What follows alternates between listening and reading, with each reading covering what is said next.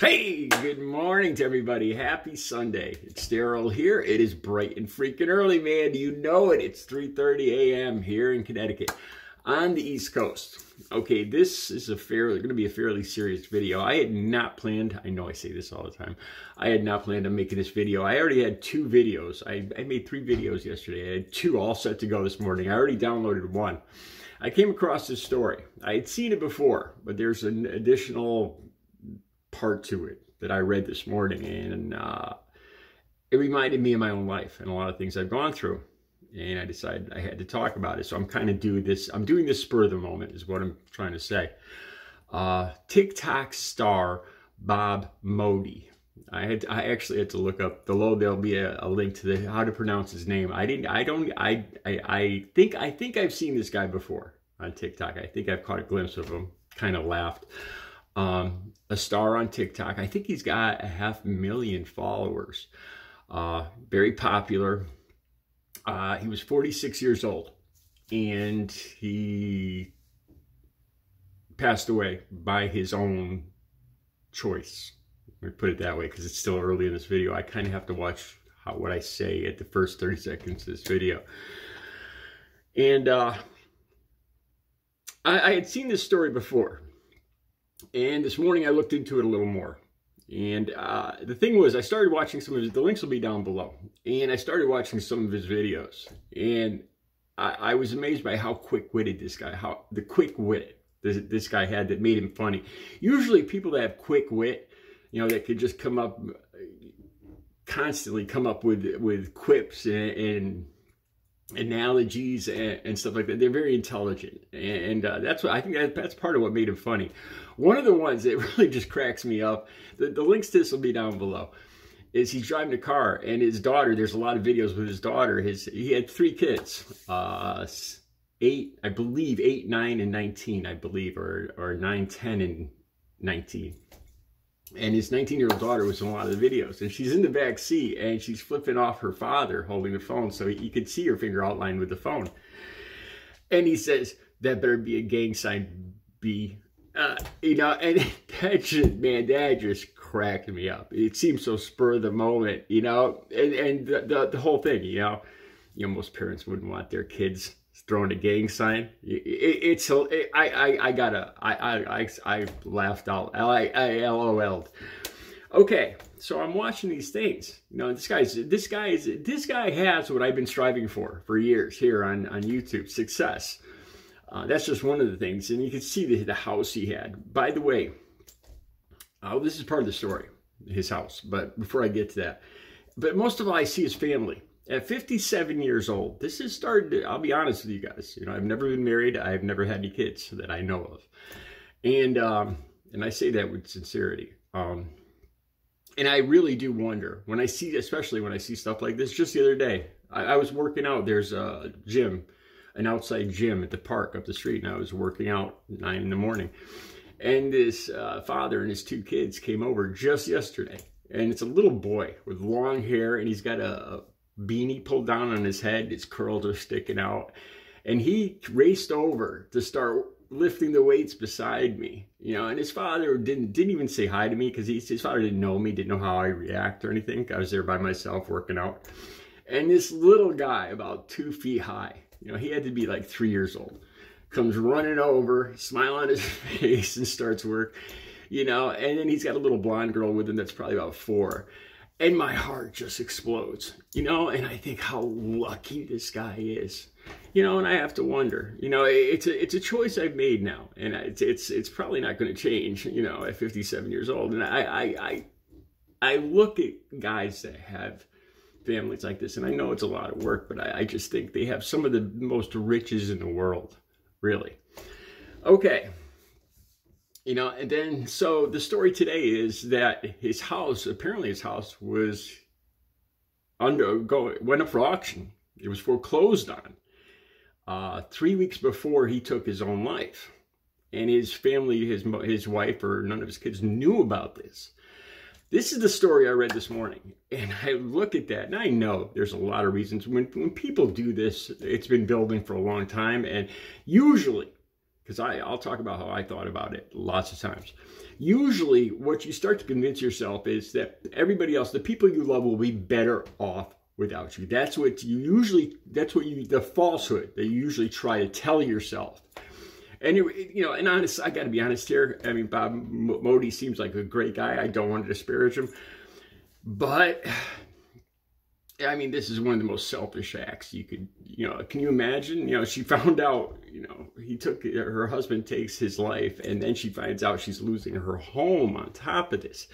And the article down below talks about how his 19-year-old daughter will still be able to go to college, you know, and to be able to get, I'm assuming here, you know, because I thought similar things. And you convince yourself that your family will be better off without you. And, you know, and you really look at the reality of this, and it's incredibly selfish is what it is. Let me talk about this quick too.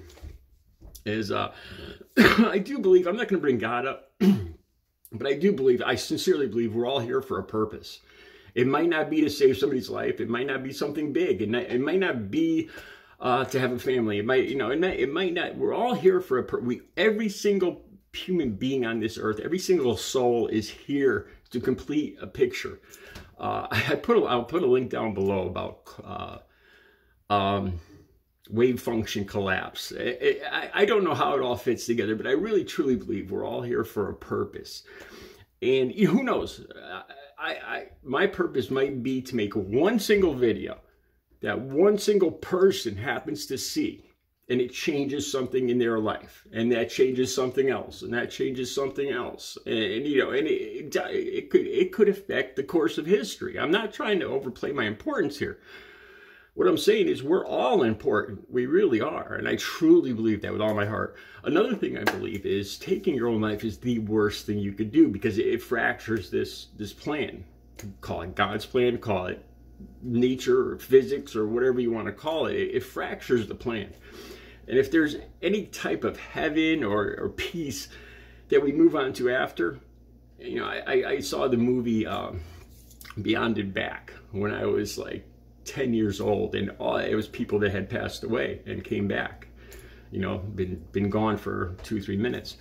And every single one of them had that took their own life had a bad story to tell. Like if there's a hell, you know, this is one of the things, you know, and I believe this, I do. I'm not going to get into the whole theology thing. Okay, taking your own life.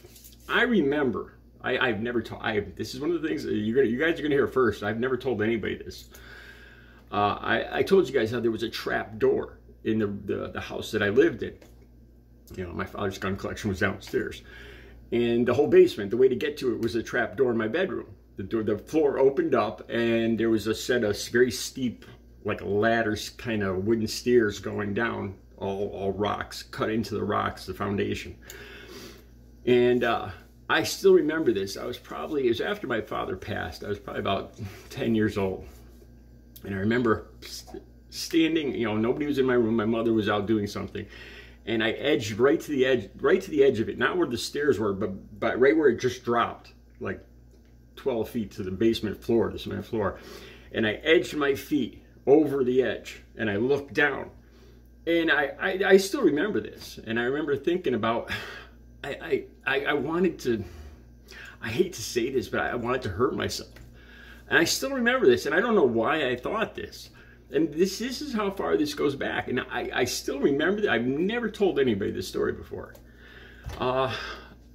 When I was 21 years old, I told you guys, so this is when I started dealing. And you know, before I started using my own product. And I had been using with a bunch of my friends one night. One of my friends was having a hard time because he wasn't making it to work. He was partying and using this stuff, and he wasn't making it to work, and he was having a hard time. And I brought this stuff over, and we used, and you could tell he wasn't really into it. And he took his own life that night. And we showed up next morning, and we found him hanging by a railing leading down to the stairs. I can't breathe right now. I wouldn't wish that on anybody. That's something that changes you. And then, of course, I felt like I played a part in that. Then there's the whole period where I I just didn't want to live anymore. You know, once it was dealing drugs, and then it was using them, and then it was just needing them to survive every day. And I did not want to wake up. I know every day I would admitted myself over 13 times into detoxes and rehabs. And I remember bringing a suicide note with me that they read, and they put me on paper. They took me in because they, you know, this guy is serious. You know, I had a whole note written, goodbye, I'm sorry. You know, I was serious. Things have changed. Things have changed since I've been clean and sober. My life, when I say this in all sincerity, since I've been clean and sober, I'm not rich. You know, I'm probably poverty level. I'm not married. I don't have a whole lot, but I am happy. And things have changed. I've realized how short life is. Not too long ago, I realized the year 2020, 2021, so many things happened in that year. I found out I needed a complete hip replacement, and that scared the heck out of me. They have to saw off the top of your femur and replace it, and it scared the hell out of me. You know, I'm being somebody that exercises. This was just 3 years ago. And I told Audrey, which she was still alive then, I needed somebody to talk to. You know, I'm scared. And she made fun of me. She kind of blew me off, and that's what we got in an argument about. So she went, you know, I didn't want to talk to her anymore. And she ended up dying from COVID while we were still arguing.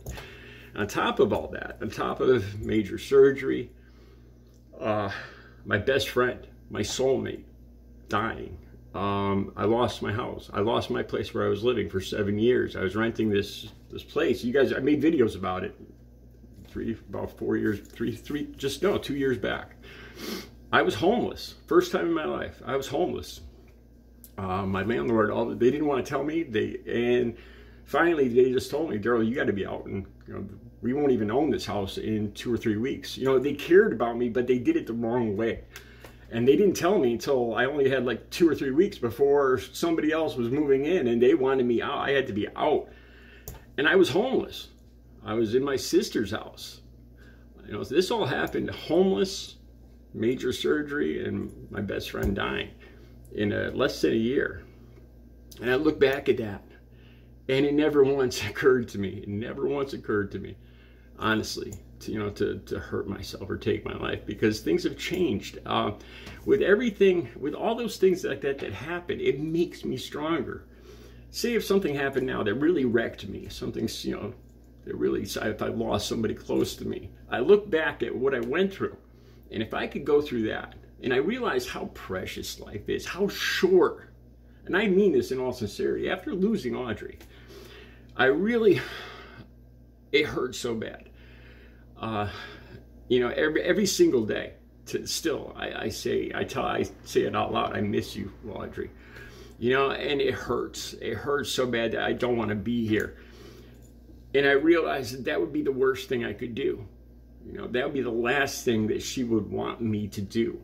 And I realized how short life is. You know, we never saw this coming, and then bam, she's gone. You know, you're going to be, you know, we're all going to be gone from this earth way sooner than we ever planned.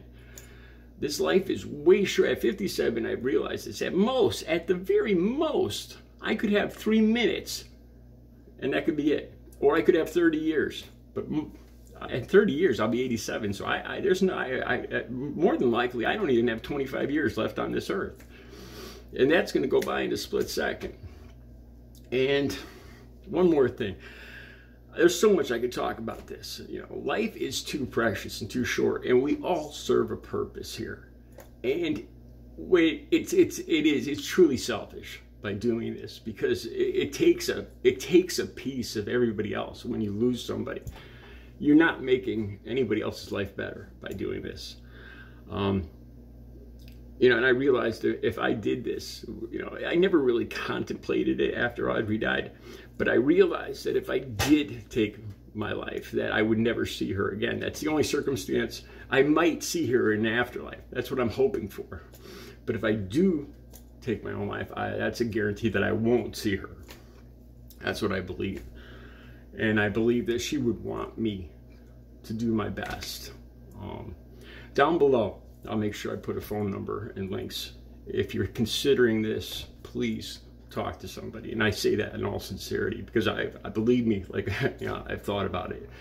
And the last 16.5 years of my life have just been, you never know what's going to come up. You know, when I was in my 40s, I was a hardcore heroin and crackhead junkie, you know, and I couldn't stop using. 13 times in rehab, all my teeth missing, living by myself in a shack, no electricity, no car, no job.